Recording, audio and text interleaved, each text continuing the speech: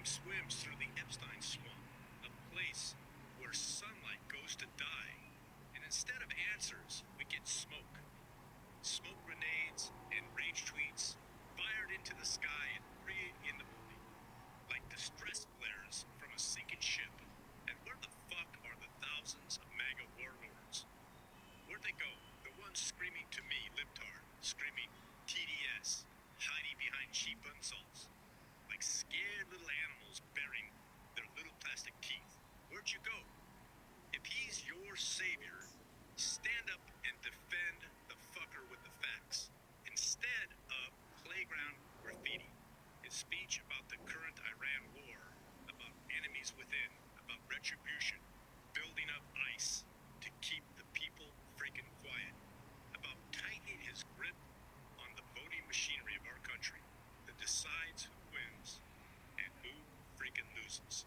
So fucking answer this, MAGA minions. Do you want a country run by laws, or a country run by one man's materialistic, power-hungry fucking appetite? That's the truth.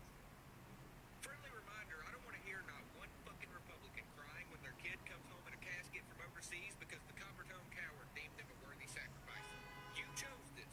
You voted for this, even though we told you what would happen. So I myself have not a single fucking ounce of sympathy for you and your tears. But bartender, we have to stop them from getting weapons of mass destruction. First of all, what we not gonna do is fall for propaganda from 2001 for a second time, folks. And second, didn't the Bonesboro Bandit just brag about blowing their nuclear program to smithereens the last time we did this shit? There's about to be a draft open in America, calling our young men and women to go and die in Donald Trump's war to keep himself out of prison. I don't want to hear a single MAGA member complain, not my baby, not my baby. I don't want to hear a single MAGA member falling over the casket of their son or daughter, screaming, not my baby, not my baby. This is what you voted for, MAGA. All right, so why are MAGA voters so angry? That is the question you're going to talk about in this today video. So stay tuned, you're going to talk more about this at the end. But one thing I'll tell you is people are angry, especially the MAGA voters are regretting the way they voted for this current administration. They are bitterly saying they wish they could turn back time and change the way they vote. The reality is you're only given one chance when it comes to the elections. You either voted for somebody who's going to benefit you or you vote for somebody who's going to destroy you. So which side are you voting for? That is the question. So let me know what your thoughts are. I'd love to discuss this more at the end. Please stay tuned and please subscribe to my channel. My name is Nishika and this is Nishika Talk. What are we doing? Isn't Congress supposed to be the one that declares war? And we're attacking Iran again to do with its nuclear program. Didn't we obliterate it back in June? Was that just a blatant lie or blatant incompetence thinking that it was obliterated? I don't think there's another answer.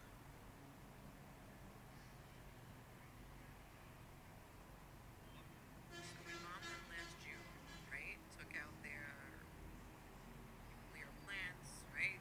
Where they were hiding all their weapons, right? Perfectly designed, designated attack to the T last June, right? So what are we doing?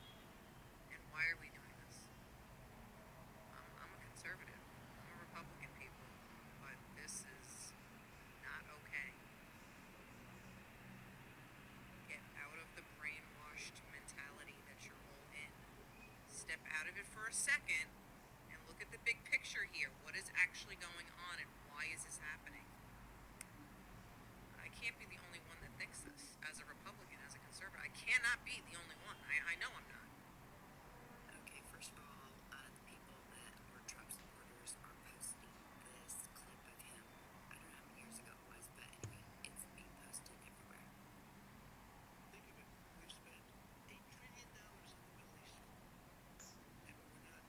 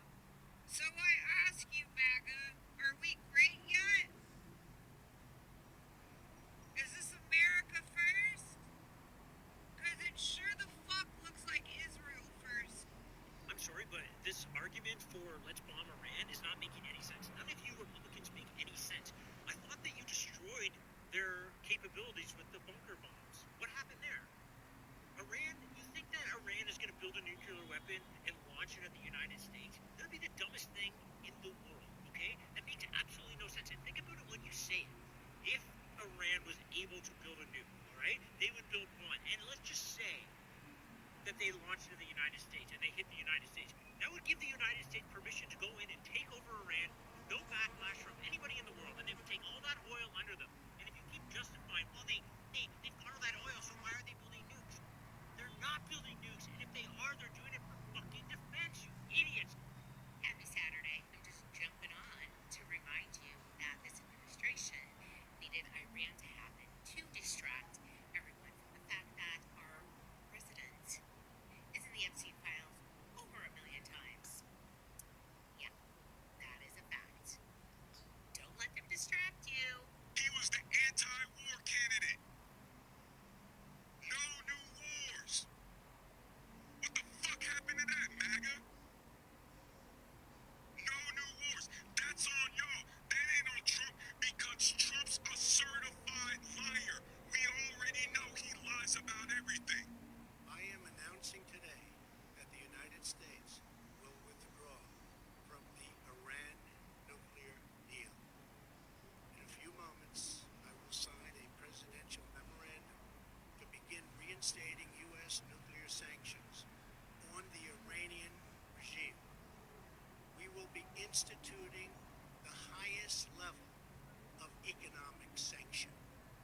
Any nation that helps Iran in its quest for nuclear weapons could also be strongly sanctioned by the United States. America will not be held hostage to nuclear blackmail. I clocked into work yesterday. Everything was fine. I clocked out today. Find out we're going to war. Like, what the fuck are we doing? What the fuck is going on? Seriously. I'm the peace president. Fuck you. Fuck you. Anybody else super confused about the news this morning of us going to war with Iran, attacking Iran? Because this was last summer from the White House. Iran's nuclear facilities have been obliterated. But now Trump is saying that we need to attack Iran because of, quote, sinister nuclear ambitions. So which is it? Were they obliterated last summer, or did he lie and that failed? Or was that successful and the reason we're going to war with them now is a lie? Which is it, MAGA? One thing I love about the internet is that there is a receipt for everything. Is this you? Check you out. Predicting that you suck at negotiating. For some, this conflict represents strength and deterrence. For others, it signals instability and the risk of a wider war. From conservative strongholds to international allies, emotions are running high as citizens question what comes next. Thank God our Prime Minister has declared that we're not having anything to do with it, we are not participating in it, it's an illegal war, we are not going to allow them to use our bases or any of our sites around the world. No, I doubt one single country will rise up and join the Israel-US attacks on Iran. Australia's backed in. Yes, but will they join in? This is the Epstein wars. It's so that Trump has got a reason to stop the midterms, and Israel has got a reason to stop the October elections as well. This has got nothing to do with defending the Iranians. And remember, we cannot stop Iran from getting the nuclear bomb. They've already increased their uranium capacity to by about 50% since May, and they've hidden their capacity in the Isfahan mountains. We can't stop Iran from getting the nuclear bomb. But this war is insane. If we're attacked, we'll have to defend our sides, obviously. But this is not our war. This is America and Israel's war. I'm not going to start war. I'm going to stop wars. No more wars. No more disruptions. We will have prosperity and we will have peace. Under Trump, we will have no more wars, no more disruptions. I am the candidate of peace. I am peace. The lives of courageous American heroes may be lost and we may have casualties. That often happens in war. But we're doing this not for now. We're doing this for the future. And it is a noble mission. We pray for every service member as they selflessly risk their lives to ensure that Americans and our children will never be threatened by a nuclear-armed Iran. I'm having a man at MAGA day.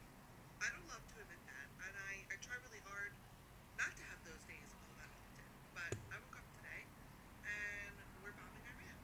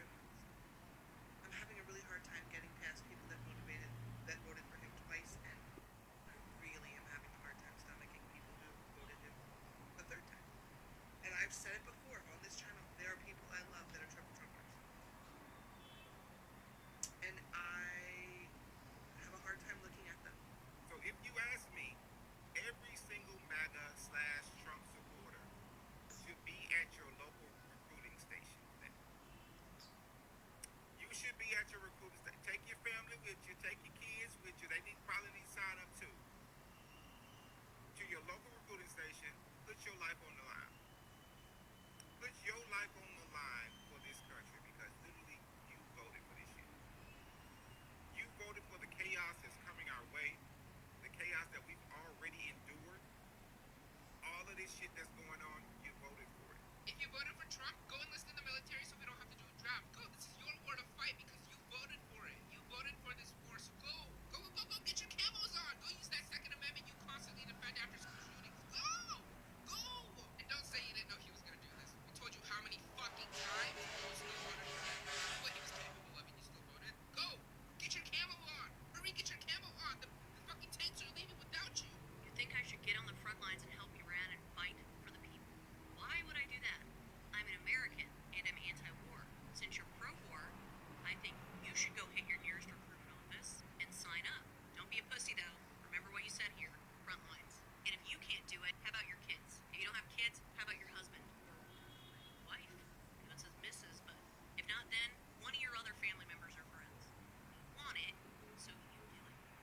I just wanted to say that if you voted for Donald Trump, you should really be ashamed of yourself.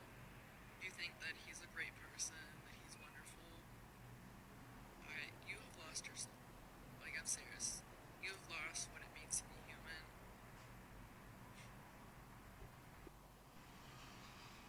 You have sold your soul. You have traded it. You don't have a soul. If you think that you're a good person, you think that Donald Trump is still making America great again, you have traded your soul. You've given it away. You don't have one anymore. You don't know what humanity means. And you should be ashamed of yourself.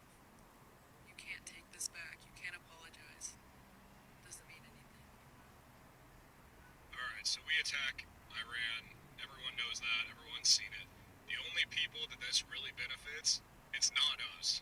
We benefit absolutely nothing from attacking Iran. The people that benefit from this is Israel. They're the ones who wanted it.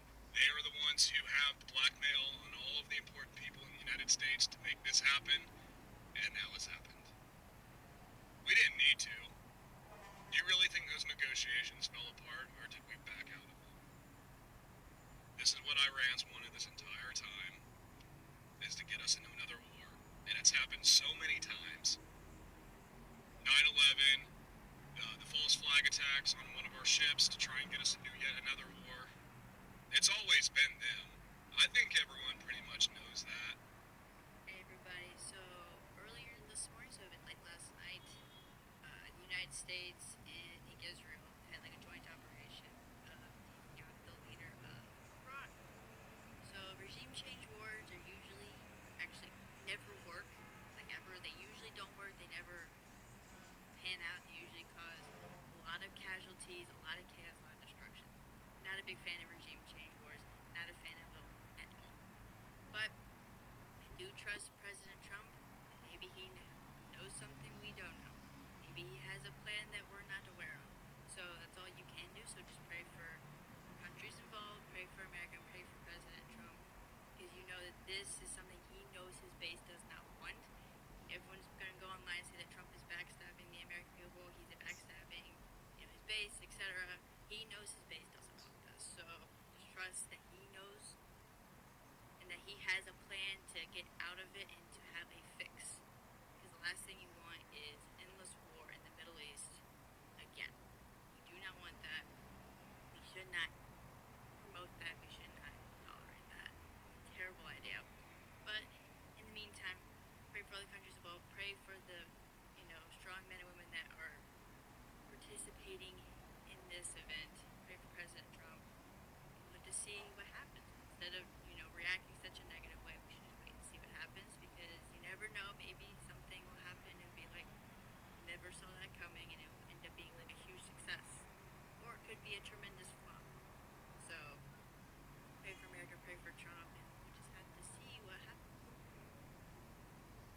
For those that are hemming and hawing in the wake of our attack on Iran, saying, I thought Trump wasn't going to get us into any new wars. Listen, the understanding was always that President Donald Trump was going to protect the interests of our allies and the United States. States.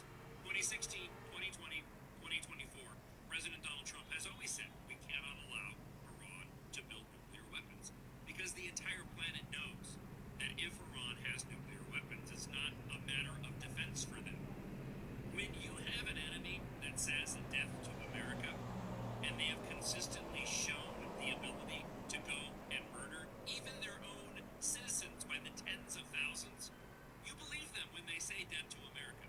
You don't believe them when they say we just want nuclear weapons for, or nuclear capabilities for power, or to defend ourselves. When I got the text this morning saying that we had launched an attack along with Israel and some of our allies in the UK against Iran, the first thing that I thought of was I voted for this. I wanted to see this happen because too many times on my weekly radio show have I talked about those chants from leadership in Iran of death to America and wondered, why is it that we're allowing this tyrannical regime to continue to threaten the United States and our allies? Well, no more. I pray for President Donald Trump, for this administration, and the brave men and women that hopefully will continue to execute this operation, bring a swift end to it, and a swift end along with the uprising of the Iranian people who are now free of this regime. Thank you to President Donald Trump. God bless President Donald Trump and our troops. I voted for this, and I'll be talking about it on Monday's show starting at 6 a.m. There have been explosions just down the street from my residence here in Dubai, and all of the flights have been canceled, so it looks like I am stranded here along with many others. But I would like to request that Donald Trump send Barron Trump into this war where, as Donald said, there will be casualties, American heroes. You see, my brother is one of those heroes. He's in the military, and our family did not start this war or choose this war. Your family, Donald, did. So send your son. There's no way you should be the commander-in-chief, and you should not have any skin in the game. Send Barron Trump. Who in your family, who of your blood is in your war? Moments like this test more than foreign policy. They test public trust, political loyalty, and America's role on the world stage. For some MAGA voters, the reaction has been anger and frustration. For others around the globe, the concern is about escalation and long-term consequences. These conversations reveal just how divided opinions remain when it comes to war, leadership, and national security. The stakes are real, and so are the emotions behind them. If this report gave you insight into the growing debate, share your thoughts in the comments. Like this video, subscribe for more in-depth coverage, and click the video on your screen to continue following the stories shaping this critical moment. All right, so we have looked at the videos today, the views of American people, some of the views, and we are literally hearing people are crying, people are saying they're literally regretting the way they voted. One thing is for sure, they feel cheated, they feel betrayed. Why is that? One thing during the campaign, the one thing that came into play was that promise, make America great again. So what does that word mean? It means the focus is going to be on America. The focus is going to help American citizens to get jobs. The focus is to make American citizens, their livelihood to be okay. The focus is to make American livelihood by offering affordable care, housing, where they can afford it. Make American great again is basically creating manufacturing jobs that are going to help Americans to have jobs that are able to cater for themselves and their family members and have a roof over their head and be able to afford healthcare, be able to afford buying goods or grocery in the supermarket. That is what Americans believe the word make American great again.